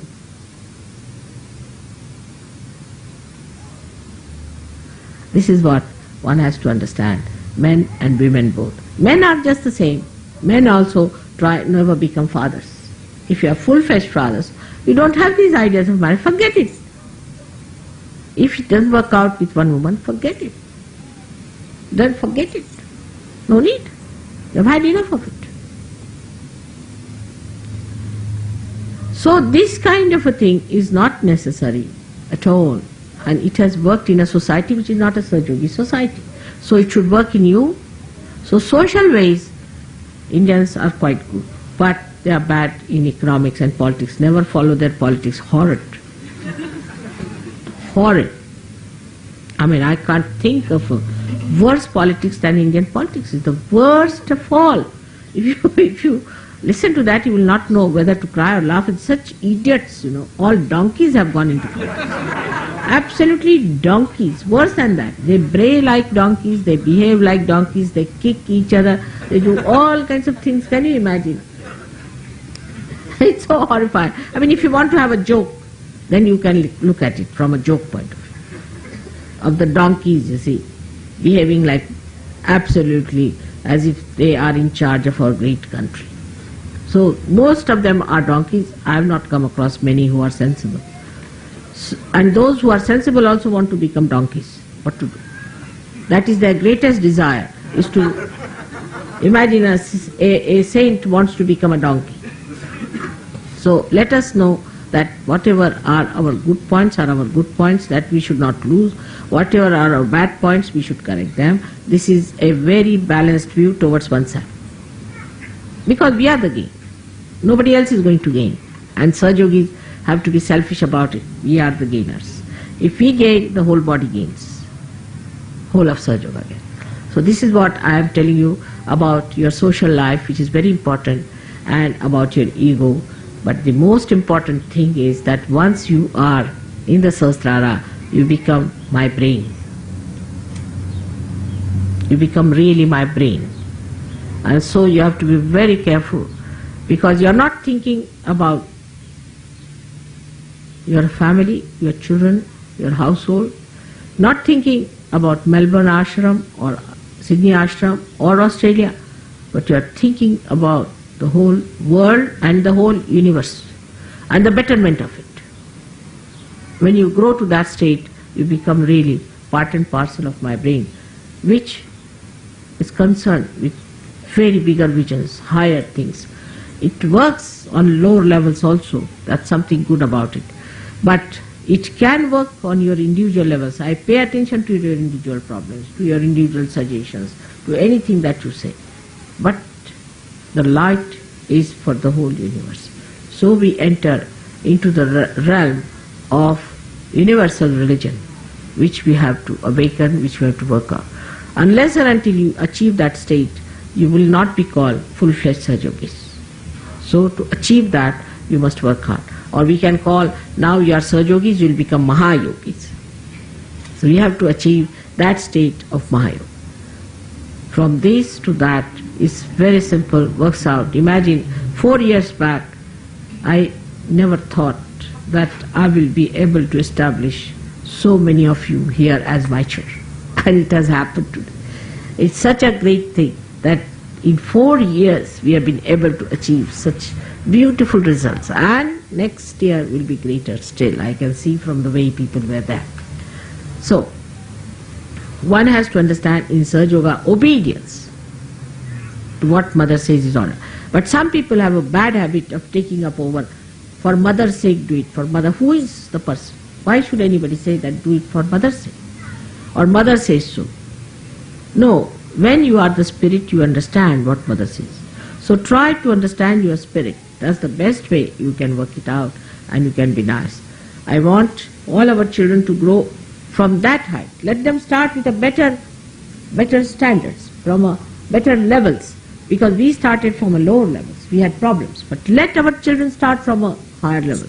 And Melbourne is the place I've chosen for our children to grow.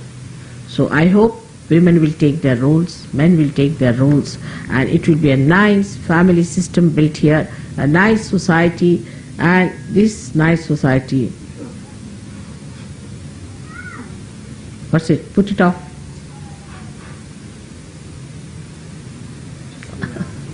I know.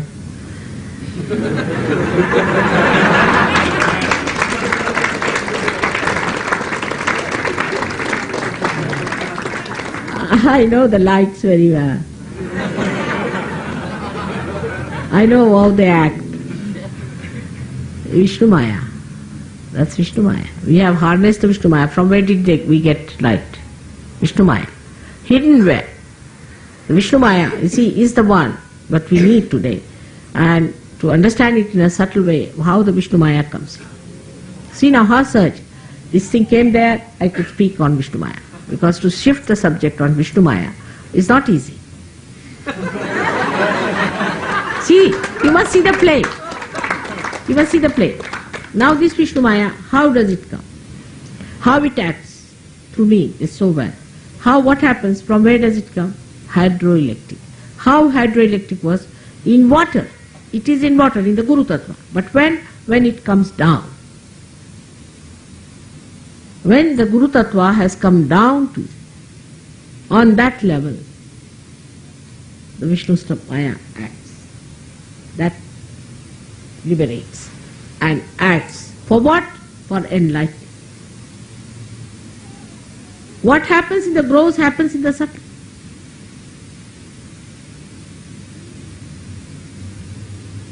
So one has to take an incarnation. So the Guru principle has to take an incarnation, to come down to this earth. So Vishnu Maya acts and enlightens people.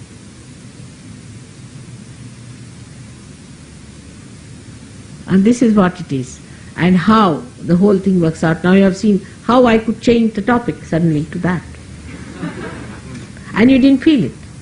But I just wanted you to see how Mother changes the topics, because there are some incidents, something happens somewhere, which I know, and it changes. And it looks like a smooth one subject going on. Another thing I have to tell you, that all of you must know Sahaja Yoga full well. Very few people really know about Kundalini, really know about vibrations. They do not know where is the void. There should be a regular class even for grown-up Sahaja Yogis. Where is the void on the feet? Where are the chakras on the feet? When I tell them to rub my feet, they don't know where it is. You may be uneducated, doesn't matter, but in Sahaja Yoga you should be educated. You should have full education in Sahaja Yoga. You must know where is this disease coming from, how to cure it. Every one of you should be educated in. So when you have your meditation class, also you must have a class to educate yourself about Sahaja Yoga. What are the things to be done? Now there's a book, of course I saw that's a good book they have written about the children, but there's no spontaneity, so I'll have to work it out. But it's not only the books, but my tapes are there. When you are listening to my tapes, note down the points, what Mother has said, and see for yourself. So the education in Sahaja Yoga is very important, otherwise your intelligence will rust out. You must have full education of Sahaja Yoga. Only giving realization is not the work, you must have. So others must know you are knowledgeable. The amount of education you have had, nobody had before, no saint had it. So now take full advantage. Whatever your age may be, education, qualification may be, what doesn't matter, but you all should know what is Sahaja Yoga, what it means, how it works out. Ask question yourself and find answers. You all are still students of Sahaja Yoga, must know that. You are still students of Sahaja Yoga and you must master it. You must know it, every word of it. Just to enjoy Sahaja Yoga is not the point. You must also know, like if you enjoy a cake cooked by somebody, you must know how it is cooked, because then you can cook for others. But if you don't know how to cook, people are not going to believe. This is what I have seen. Then I have seen some Sahaja Yogis are all the time doing the work. They are active because they have been active before, but some are lethargic. You can see even among two Indian people you will find the same difference, though they are here or they may be there. It should not be. Everybody should try to create the same kind of an enthusiasm and dynamism. Not one person. If one person does it, then it's no use. Sometimes such a one person can be very dominating also. Everybody should work, the whole body has to work. If we can develop that, that will help the complete development, upliftment. Alright? So today, on this day of my birthday, I want to bless you very much. But every birthday is reducing my age, you must know that. And so you must grow up now to take over. It's important. It's very important that you must grow up. So-called age of mine, though it doesn't show, but it is decreasing. You must know that. And so you have to now fasten your movements. Get to it, work it out. When others come, talk to them nicely. Give them joy. Don't give them any. Give them joy. Look after them. Be kind to them. That is going to be attractive. Then to immediately somebody says, you are a bhoot, you get out. When they are in Sahaja Yoga, when they are there, then I will tell them off. There are still, I know some of them still here. We have to tell them that you have a problem. You better get out. It's all right. They'll have to get out of the ashrams for a while, then come back. It has to be like that. Otherwise they cannot be corrected, and such people must accept gladly that they should be all right. They must change. They must be better than to continue with whatever they have because of their ego. So try to cooperate with yourself, because it wants to be better and better and better.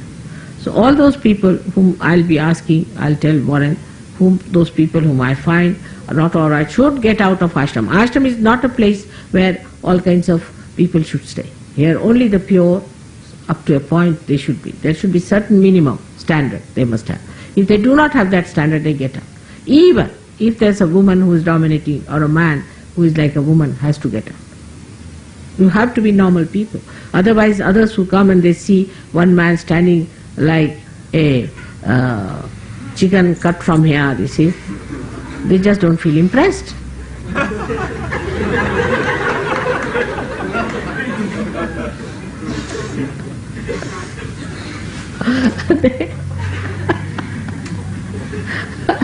I tell you, like a miserable Christ, you see, as I showed you, standing there limply like that. I don't know who feels impressed by that. You must have somebody like you have Christ in the Sistine Chapel, you see, standing like a stalwart. That's how the men should be. But dignified, respectable, kindly, majestic is all right. And the women should be very sweet and nice. It pays a very, very long and a great dividend. Very, very long. You don't know how much it has paid me. It is coming so handy today to me. See, when I was not doing Sahaja Yoga, by my nature I've been kind to people. And all that has come. One example I'll give you. In London, one fellow came. His name is, that commissioner's name is what? Commissioner of Pune. He's now Commissioner of Pune. All right. He came to see us. We had a meeting of my husband's office or something. CP said, I'll call them for dinner. I said, all right. I had cooked the dinner at home. There were about 25 people who came to dinner. They had dinner. I must have looked after them, whatever it is. So when I went to Pune, Mehrotra told me that this commissioner is very anxious that he should come as the president or the chairman or the reception committee. He must see. I said, I don't remember. Who is this gentleman? I remembered somebody with the same name. He said, no, this is another one. Now this is one of them who had come. And he praised me so much. I was amazed how he saw all that. He said, this lady whose husband is so highly placed in life, he's so humble, just so kind, so motherly. And he went home and told his wife that I've never seen such a lady before, such a perfect lady. That's what I did, I don't know. I must have cooked well, of course, that I do.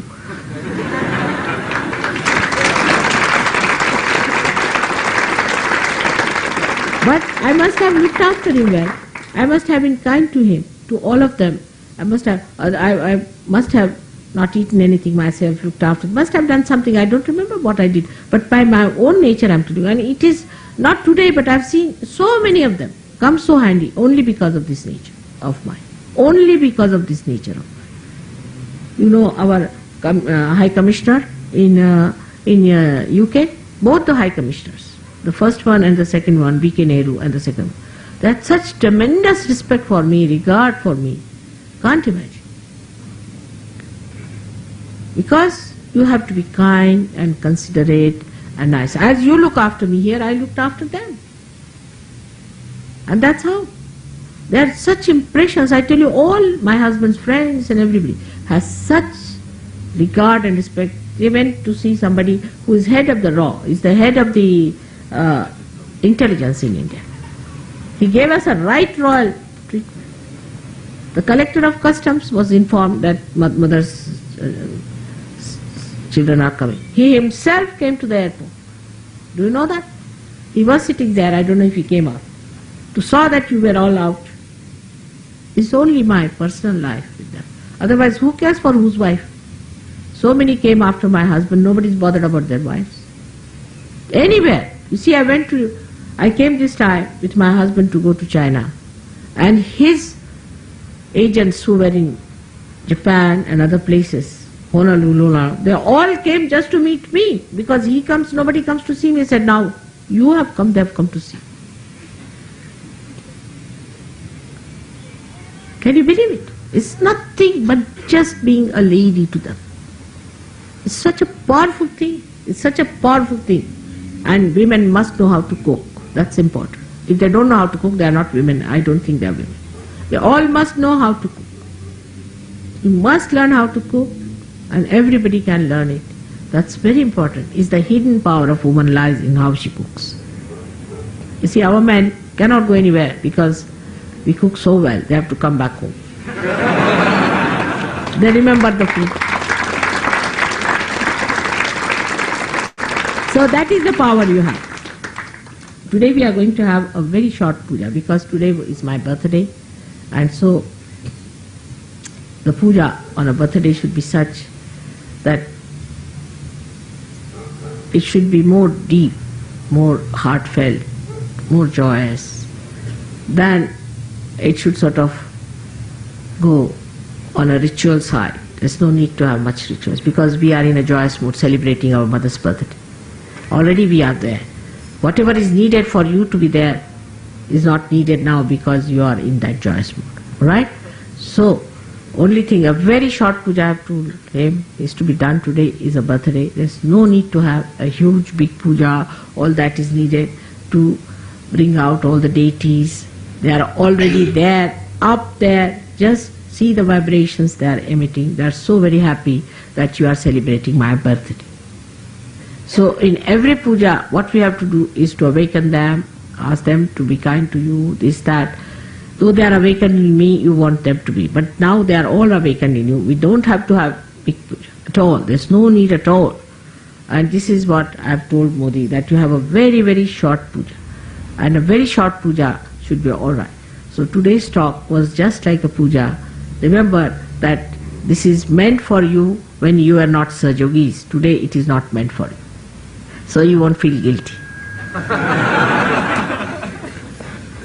First remember, you are Sahajogis, you are my children, and I love you very much, very, very much. So please have confidence in yourself, complete confidence in yourself. Alright? That's the greatest thing you can give me today as a present. May God bless you. Yeah. लहानशी कराय 15-20 मिनिटं.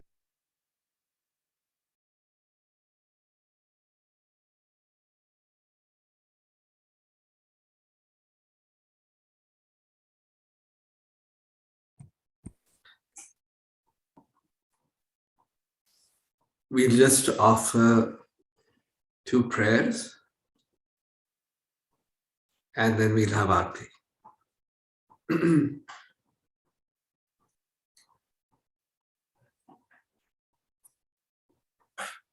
to you, Shrimadji, who are verily the Empress of this universe, Sri Rajrajeshwari. You've already blessed us. Kindly help us become whole.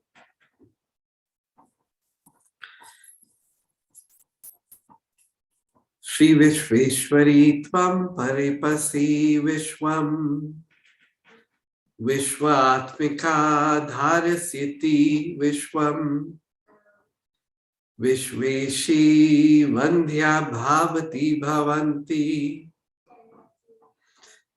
Vishvashriyaye Tvai Bhakti Namraha Pranatam Prasiddha Tvam Devi Vishwa Arti Harani Trailokya Vasanam Idi Lokanam Varada Bhava Sakshat Shri Adi Shakti Shri Mataji Shri Nirmala Devai Namo Namaha.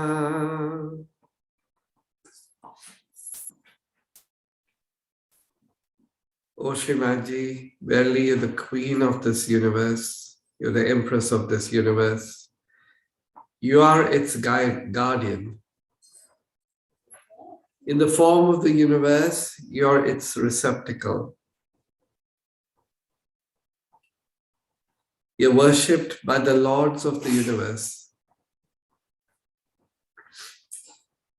Those who are devoted to you become the refuge of the universe.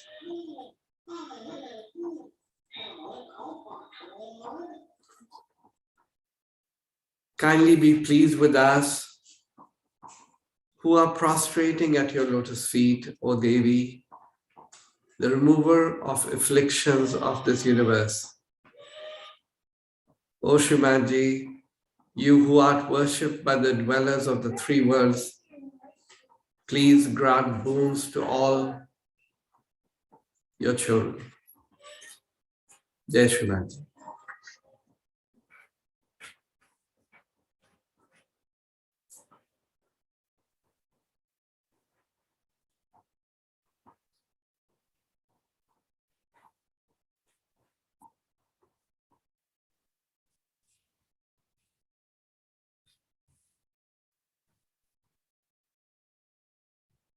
Shrimadji, we humbly pray to you.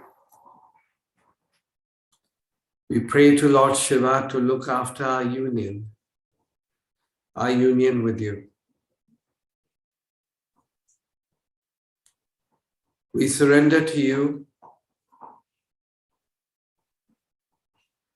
Now may your reflection within us as Sri Gauri Kundalini surrender to the Spirit.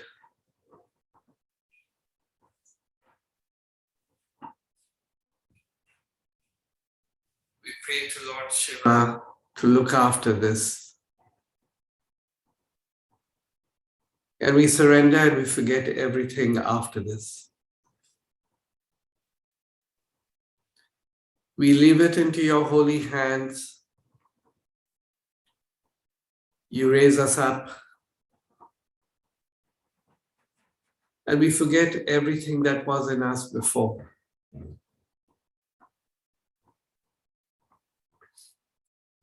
You lift us up and you raise us higher and higher.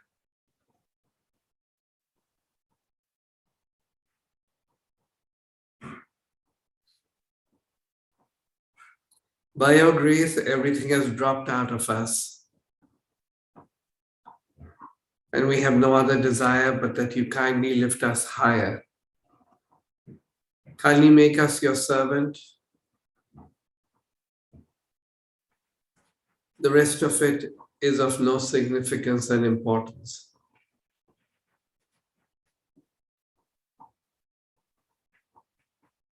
All the other manifestations of our desires are over.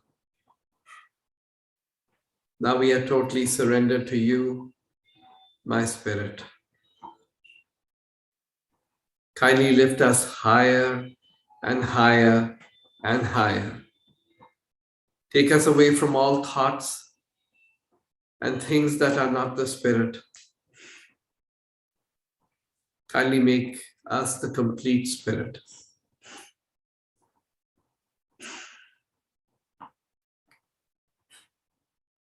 Kindly make us grow into that consciousness, which is the pure Spirit.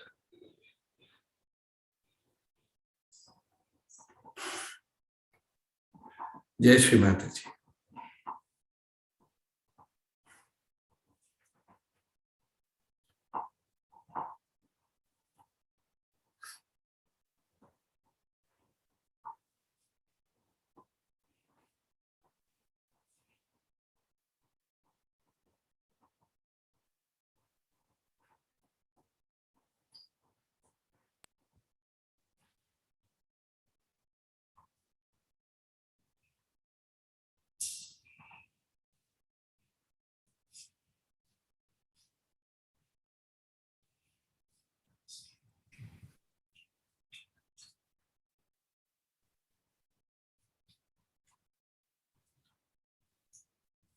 Let's all bow down and get ready for Aarti.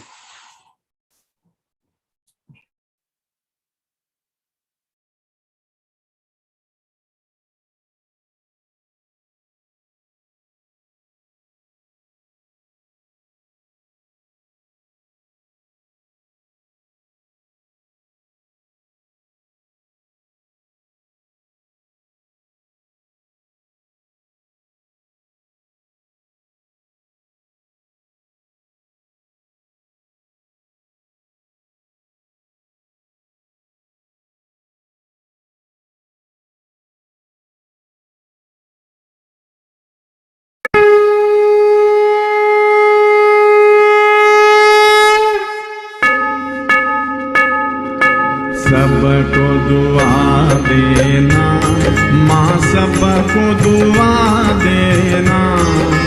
जय निर्मल माता जी, जय निर्मल माता जी, दिल में सदा रहना, माँ सबको दुआ देना, सबको दुआ देना, माँ सबको दुआ देना।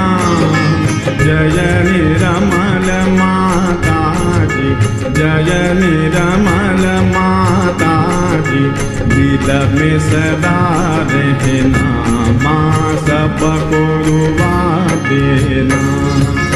जग में संकट कारण कितने दिए अवतार, माँ कितने दिए अवतार।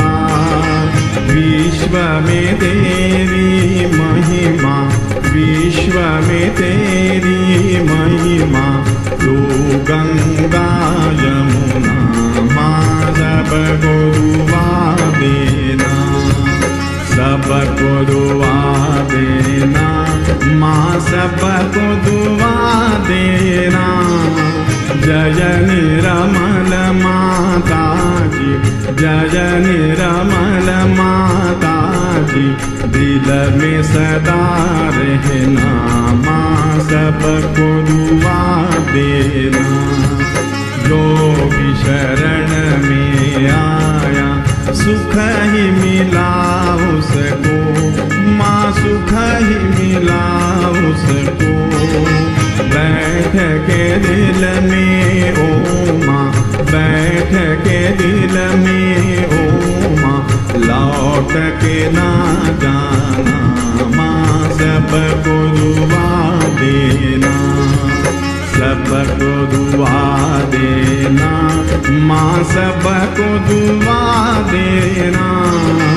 जय निर्मल माता जी, जय निर्मल माता जी, दिल में सदा रहना, माँ सबको दुआ देना। मानव में अवतर के कर दिया उजियाला, माँ कर दिया उजियाला।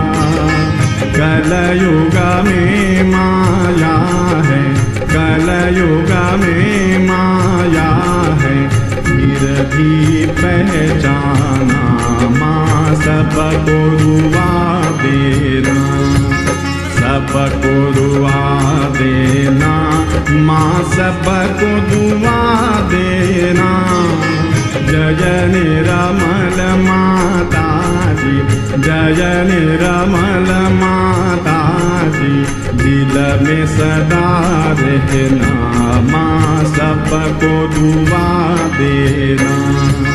संत जनों की धरती है भारत माता, माँ है भारत माता।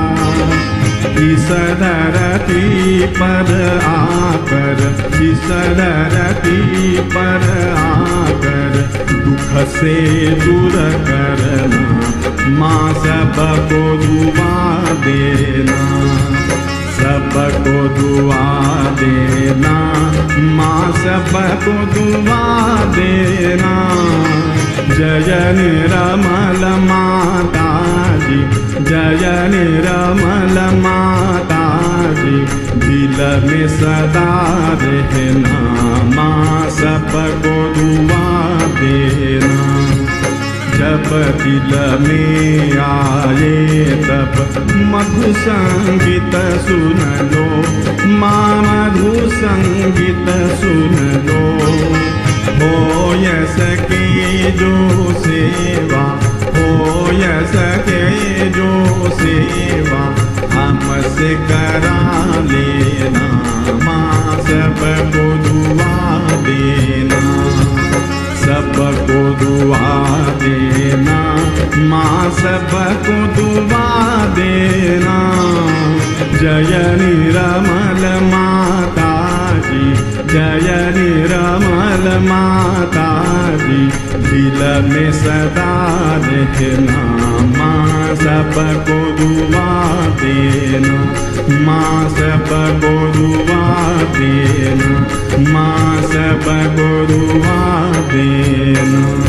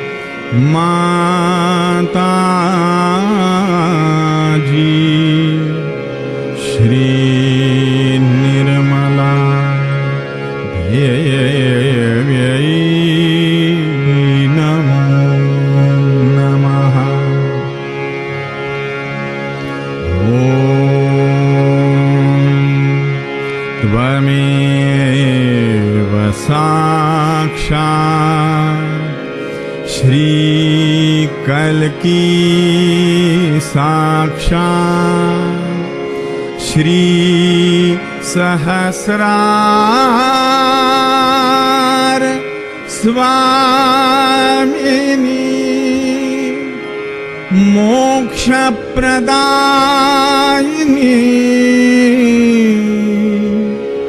माता जी श्री निर्मला देव्यै नमः। श्री निर्मला देव्यै नमो नमः। श्री निर्मला देव्यै नमो नमः। बोलो श्री भगवती माता जी श्री निर्मला देवी की जय।